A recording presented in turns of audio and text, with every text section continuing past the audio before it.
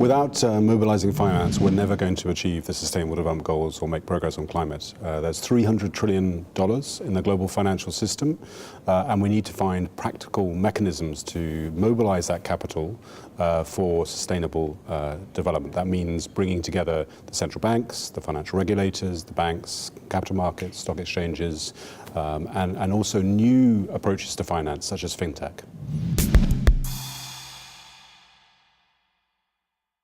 I think we can look at this at three levels. So first, at national level, we need to think about how sustainability factors are put into the rules of the game, financial regulation by central banks or banking regulators, capital markets regulators.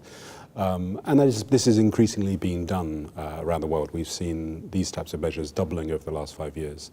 The second is ways in which we can actually harness the innovative potential of the private financial sector itself to come up with new products and innovations which we need to close the financing gap. So things like green bonds, new equity indices, and new tools such as stress testing, not just to invent them, but to mainstream. And then the third is international convergence in terms of standards and principles and guidelines. Because in a global financial system, we want to ensure that we have liquid markets and we don't have barriers to flows of finance.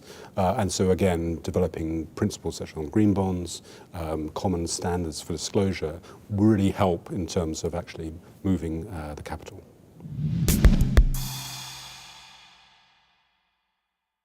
I think we're seeing a really positive momentum towards a more sustainable financial system. And I think perhaps you could see sort of 5 particular areas to improve the architecture, which you could call the 5 Rs. First R is reallocation.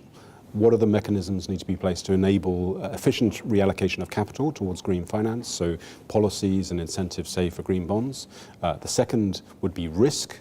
How do we make sure that the banks and investors, when they are assessing projects, really incorporate long-term risks, so perhaps using stress tests? The third is responsibility.